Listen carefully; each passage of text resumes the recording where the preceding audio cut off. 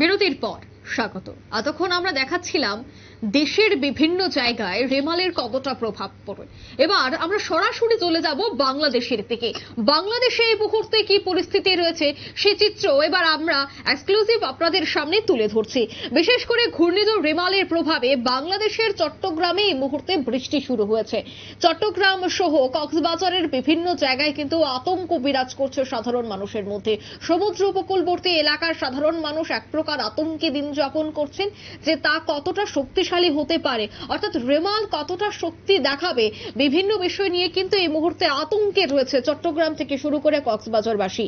চট্টগ্রাম বন্দর সহ গোটা বাংলাদেশে এই মুহূর্তে লাল এবং কমলা সতর্ক বার্তা জারি করা হয়েছে প্রশাসনের পক্ষ থেকে। সমুদ্র সৈকত কক্সবাজারে পর্যটকদের উপর নজর রাখছে বাংলাদেশ প্রশাসন। পর্যটকদের গতিবিধির উপর বিশেষ করে নজর দেওয়া হচ্ছে। সে বিষয়ে আমি বিস্তারিত জানবো। এই মুহূর্তে বাংলাদেশ থেকে বিশিষ্ট সাংবাদিক খালিদ হোসেন আমাদের সাথে জুড়ে গেছে টেলিফোন লাইনে। খালিদ, এই মুহূর্তে বাংলাদেশে কি পরিস্থিতি রয়েছে? যদিও বৃষ্টি এই মুহূর্তে শুরু হয়ে গেছে বাংলাদেশের বিভিন্ন জায়গায়, তবে কক্সবাজার সহ সমুদ্র উপকূলবর্তী এলাকায় কি ছবি দেখতে পাচ্ছ? অঙ্কিতা, আপনাকে ধন্যবাদ। আপনি যেমনটি বলছিলেন যে ঘূর্ণিঝড় রেমালের প্রভাব ইতিমধ্যেই বাংলাদেশে পড়তে শুরু হয়েছে এবং উপকূলীয় অঞ্চল নিয়ে একটা আশঙ্কা রয়েছে। বিশেষ করে চট্টগ্রামের পাহাড়ের ধসের একটা আশঙ্কা আছে এবং প্রচুর বৃষ্টিপাতের আশঙ্কা রয়েছে। সব আশঙ্কা মাথায় রেখেই, বিবেচনায় রেখেই সরকারের যে সমস্ত দপ্তর রয়েছে তাদের সর্বোচ্চ প্রস্তুতি নেওয়া হয়েছে। পটুয়াখালীতে প্রায় 20টি ঘূর্ণিঝড় রেমালের প্রভাবে 20টি গ্রাম, পটুয়াখালীর বিচ্ছিন্ন দ্বীপ রাঙ্গাবালী উপজেলার 20টি গ্রাম প্লাবিত হয়েছে।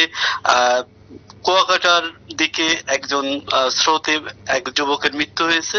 এছাড়া সুন্দরবন তলিয়ে গেছে।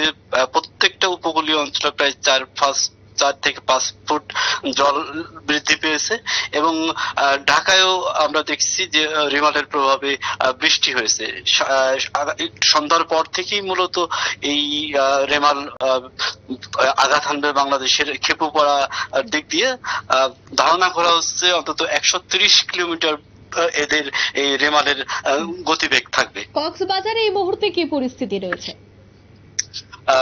যে সমস্ত আমাদের পর্যটন কেন্দ্র কক্সবাজার বা পটুয়াখালী, এই সমস্ত জায়গায় পর্যটকদের ভিড় রয়েছে। যদিও প্রশাসনের পক্ষ থেকে বারবার মাইকিং করে সতর্ক করা হচ্ছে এবং যে সমস্ত বাহিনী রয়েছে, বিশেষ করে কোস্টগার্ড, টুরিস্ট পুলিশ, অন্যান্য যে সমস্ত বাহিনী রয়েছে তারা তৎপর রয়েছে, কিন্তু তারপরও অনেক সময় তাদের চোখ ফাঁকি দিয়ে বা তাদের নিষেধাজ্ঞা অগ্রাহ্য করে কিছু পর্যটকের তারা এই রেমালটাকে অনেকটা উৎসব আকারে নিয়ে তারা সেখানে উৎসব করার চেষ্টা করছে।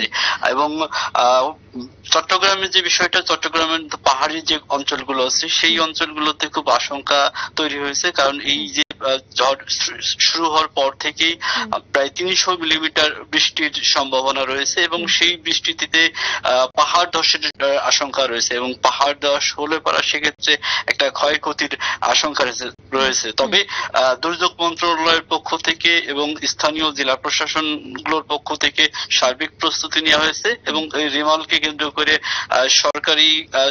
সমস্ত সরকারি ছুটি বাতিল করা হয়েছে। বিভিন্ন বিদ্যালয় এবং অফিসে কি ছুটির এই মুহূর্তে ঘোষণা করা হয়েছে? না, এই সমস্ত যে সমস্ত ঝুঁকিপূর্ণ যে এলাকাগুলো আছে এই সমস্ত এলাকার শিক্ষা প্রতিষ্ঠানগুলো আশ্রয় কেন্দ্র হিসেবে কাজ করে। সেই হিসেবে আজকে দুর্যোগ প্রতিমন্ত্রী যেটা জানাচ্ছিলেন যে সারা দেশে প্রায় 8 থেকে 9 লাখ লোক আশ্রয় কেন্দ্রে নেওয়া হয়েছে। এর মধ্যে প্রায় 8-9 হাজার আশ্রয় কেন্দ্র রয়েছে এবং সব মিলিয়ে 8 থেকে 9 লাখ লোককে আশ্রয় কেন্দ্রে নেওয়া হয়েছে। ঝুঁকির আশঙ্কা সরকারের পক্ষ থেকে করছে না।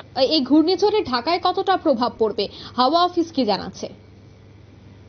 ঘূর্ণিঝড়ে প্রভাব ঢাকার ক্ষেত্রে বৃষ্টির গতিবেগ বাড়বে এবং বজ্র বৃষ্টি হতে পারে।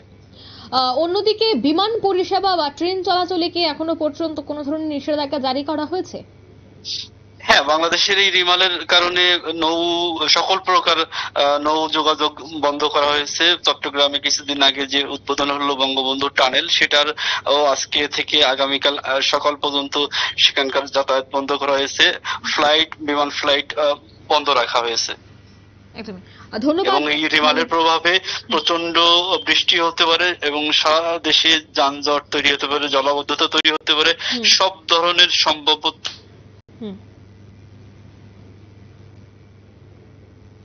বিবেচনায় রেখেই একদমই। ধন্যবাদ খালিদ বিস্তারিত তুলে ধরার জন্য। অর্থাৎ ঘূর্ণিঝড়ের প্রভাবে কিন্তু ইতিমধ্যেই বাংলাদেশের সমুদ্র উপকূলবর্তী এলাকায় সতর্ক বার্তা জারি করা হয়েছে। বাংলাদেশের মংলাতে ল্যান্ডফল ঘূর্ণিঝড় রেমালের প্রভাবে পড়তে পারে। ভারতের মৌসুম ভবন এই মুহূর্তে জানিয়ে দিয়েছে যে বাংলাদেশের মোংলা বন্দরের কাছাকাছি রবিবার মাঝরাতে আছড়ে পড়বে ঘূর্ণিঝড়। আর সেই মোংলা থেকে দক্ষিণ পশ্চিম দিকে এর ল্যান্ডফলের জোরালো সম্ভাবনা রয়েছে। সেই সময় তার গতিবেগ থাকবে 110 থেকে 120, সর্বোচ্চ 135 কিলোমিটার প্রতি ঘন্টায়। নিয়ে নিজে ছোট্ট একটি বিজ্ঞাপন বিরতি, সঙ্গে থাকুন।